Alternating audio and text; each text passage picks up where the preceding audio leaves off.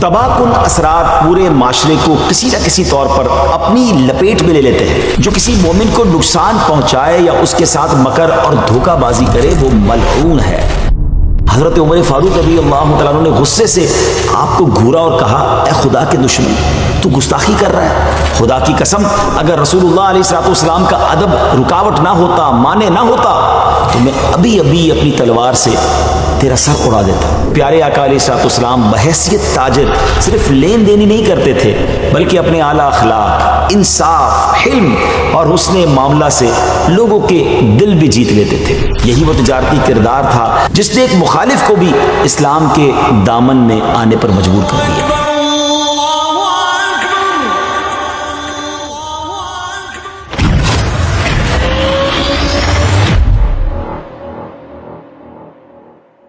آج کے ایپیسوڈ میں ہم پیارے آقا علیہ الصلوۃ والسلام کی سیرت کو بحیثیت تاجر ڈسکس کریں گے۔ ناظرین، انسانی معاشرے کی ترقی، خوشحالی اور استحکام میں تجارت کو ریڑھ کی ہڈی کی حیثیت حاصل ہے، لیکن اس کے ساتھ جب تجارت میں جھوٹ، دھوکہ دہی، ملاوٹ، ناجائز ذخیرہ اندوزی اور ناپ تول میں کمی جیسے غیر اخلاقی رویے شامل ہو جائیں تو اس کے تباہ کن اثرات پورے معاشرے کو کسی نہ کسی طور پر اپنی لپیٹ میں لے لیتے ہیں۔ ایسی تجارت سے اعتماد کی فضا متاثر ہوتی ہے، معاشی ناانصافیاں پھیلتی ہیں اور تجارتی معاملات بد اعتمادی کا شکار ہو جاتے ہیں۔ ہر میدان کی طرح تجارت کے میدان میں بھی ہمارے پیارے آقا علیہ الصلوۃ والسلام کی سیرت روشنی کے مینار کی حیثیت رکھتی ہے۔ ہمارے پیارے آقا علیہ الصلوۃ والسلام نے بحیثیت تاجر دیانت، امانت اور صداقت کی ایسی اعلیٰ مثالیں قائم کی کہ آج بھی ان پر عمل کر کے کوئی بھی شخص ایک کامیاب اور اچھا تاجر بن سکتا ہے۔ پیارے آقا علیہ الصلوۃ والسلام نے اپنے کردار اور طرز عمل سے واضح فرمایا کہ حقیقی کامیابی صرف زیادہ منافع میں نہیں بلکہ اخلاقی اصولوں کی پاسداری اور لوگوں کے حقوق کی ادائیگی میں ہے۔ یہی وجہ ہے کہ نبوت سے قبل ہی آپ علیہ الصلوۃ والسلام اپنی بے مثال امانت داری اور حق بیانی کے باعث پورے معاشرے میں صادق اور امین کے لقب سے مشہور ہو چکے تھے۔ ناظرین، اگر ہم پیارے آقا علیہ الصلوۃ والسلام کے معاشی بیک گراؤنڈ کی بات کریں تو ہمیں معلوم ہوتا ہے کہ پیارے آقا علیہ الصلوۃ والسلام کی ولادت ہوئی تو آپ کے سر سے والد کا سایہ اٹھ چکا تھا۔ والد گرامی کی طرف سے بطور میراث بھی کوئی جائیداد آپ کی طرف منتقل نہیں ہوئی تھی، جیسا کہ سیرت کی کتابوں میں آیا کہ پیارے آقا علیہ الصلوۃ والسلام کو میراث میں صرف 5 اونٹ، چند بکریاں اور ایک باندی ملی جس کا نام ام ایمن تھا۔ ان کے علاوہ کوئی چیز میراث میں نہ ملی تھی۔ والدہ ماجدہ کے وصال کے بعد 2 سال تک آپ کی کفالت آپ کے دادا حضرت عبد المطلب رضی اللہ تعالیٰ عنہ کرتے رہے۔ پھر جب حضرت عبد المطلب بھی اس دنیا سے رخصت ہو گئے تو آپ کے چچا ابو طالب نے آپ کی کفالت اپنے ذمے لے لی۔ ابو طالب نے نہایتی ذوق و شوق اور محبت سے آپ کی پرورش کی۔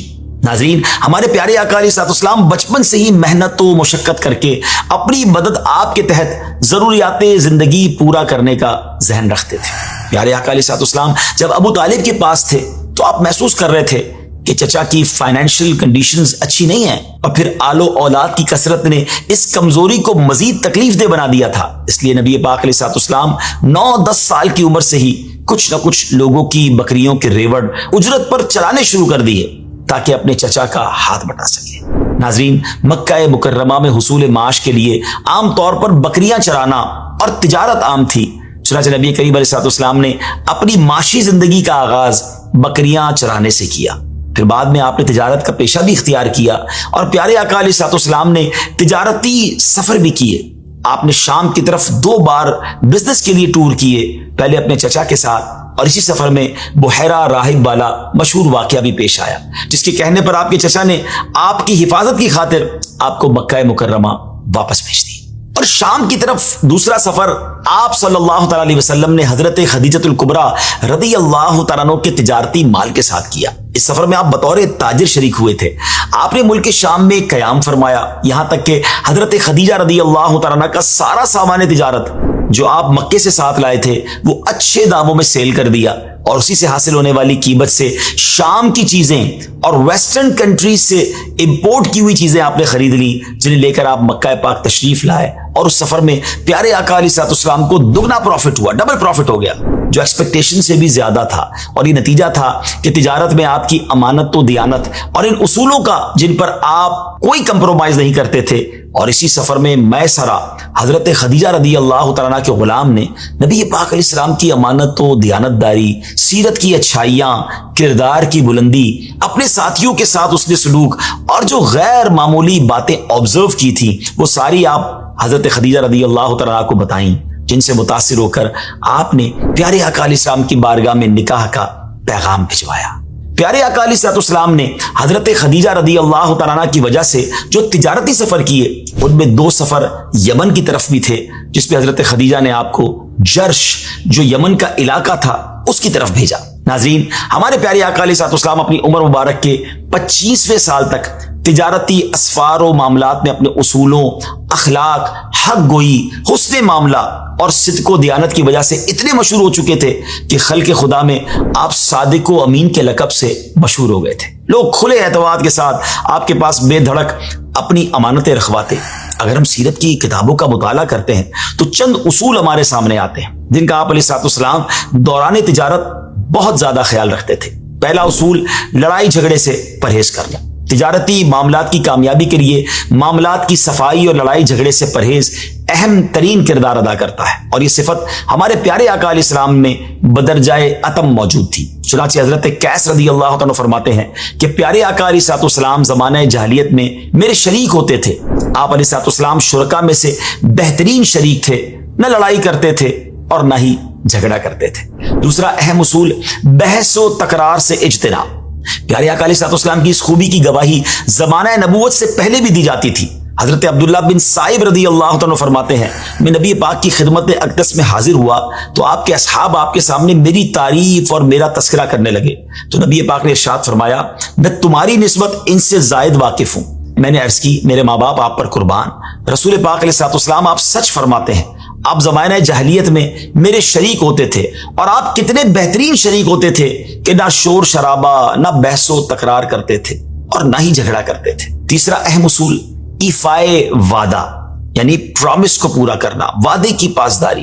یاد رکھیے ناظرین، وعدوں کی پاسداری تجار کی، بزنس کمیونٹی کی بہت بڑی خوبی شمار ہوتی ہے۔ ہمارے پیارے آقا کے نزدیک اس وصف کی کیا اہمیت تھی، اس کا اندازہ حضرت عبداللہ بن ابی حمزہ رضی اللہ تعالیٰ عنہ کی روایت سے لگایا جا سکتا ہے۔ آپ فرماتے ہیں کہ میں نے نبی کریم علیہ السلام کے اعلان نبوت سے پہلے آپ سے ایک چیز خریدی تھی اور اس کی کچھ قیمت میرے ذمے رہ گئی تھی، تو میں نے آپ سے وعدہ کیا تھا کہ میں اسی جگہ آپ کو بقیہ قیمت لا کر دوں گا۔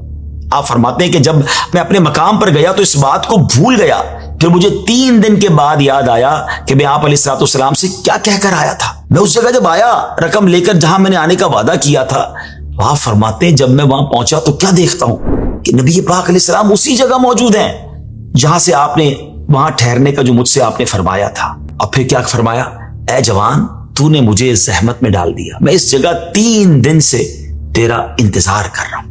پرومس جو تھا نا کہ میں یہیں کھڑا ہوں، میں یہیں موجود ہوں، تم رقم لے آؤ۔ نبی پاک 3 دن تک وہاں جلوہ فرما رہے ہیں۔ ناظرین، ہمارے پیارے آقا علیہ السلام کے نزدیک تجارت ایک بہت بڑی ذمہ داری تھی جسے آپ نے عدل و انصاف کے اصولوں کے تحت نبھایا۔ نبی پاک علیہ السلام صرف اچھے تاجر نہیں تھے بلکہ آپ نے تجارت کے اصول بھی بنائے اور امت کو سکھائے بھی۔ آپ کے تجارتی اصول نہ صرف درستگی اور سچائی پر مبنی تھے بلکہ انسانیت اور انصاف کی بلندیوں کو چھونے والے بھی تھے۔ ہم بریفلی ان پرنسپلز کے بارے میں آئیے کچھ جانتے ہیں۔ ایک مرتبہ پیارے آقا علیہ السلام غلے یعنی کھانے کے ایک ڈھیر کے پاس سے گزرے اور آپ نے اپنا ہاتھ مبارک اس ڈھیر میں ڈالا تو انگلیوں پر کچھ تری محسوس ہوئی، تو آپ نے دکاندار سے اس کے بارے میں پوچھا کہ یہ کیا ہے، تو اس نے جواب دیا، یا رسول اللہ علیہ السلام، اس ڈھیر پر بارش ہو گئی تھی۔ آپ نے ارشاد فرمایا، پھر تم نے بھیگے ہوئے غلے کو اوپر کیوں نہیں رکھ دیا کہ لوگ اسے دیکھ لیتے؟ اور فرمایا، جو شخص دھوکہ دے وہ ہم میں سے نہیں۔ امیر المومنین حضرت ابوبکر صدیق رضی اللہ عنہ سے روایت ہے کہ نبی کریم علیہ السلام نے ارشاد فرمایا، جو کسی مومن کو نقصان پہنچائے یا اس کے ساتھ مکر اور دھوکہ بازی کرے وہ ملعون ہے۔ تاجر اپنی خراب چیز کو اس کا عیب بتائے بغیر بیچے، یہ جائز نہیں۔ ایسے لوگوں کے بارے میں آپ نے ارشاد فرمایا، جس نے عیب والی چیز بیچی اور اس کو ظاہر نہ کیا وہ ہمیشہ اللہ پاک کی ناراضی میں ہے اور فرشتے ہمیشہ اس پر لعنت کرتے ہیں۔ ناظرین، جہاں پیارے آقا علیہ السلام نے تجارت کے بہت سے اصول سکھائے، وہیں زمانہ جاہلیت کی خرید و فروخت میں پائی جانے والی خرابیوں کو بھی دور فرمایا۔ آپ نے ارشاد فرمایا کہ جو غلہ خریدے تو اس پر قبضہ کیے بغیر آگے نہ بیچے۔ زمانہ جاہلیت میں تجارت میں پائی جانے والی خرابیوں میں سب سے بڑی برائی جو رائج تھی وہ سودی کاروبار تھا۔ اس کے بارے میں قرآن میں سورہ بقرہ کی آیت نمبر 276 میں فرمایا، اللہ فرماتا ہے اللہ سود کو مٹاتا ہے اور صدقات کو بڑھاتا ہے۔ پیارے آقا علیہ السلام نے سود کے لین دین کے حوالے سے سختی سے منع فرمایا۔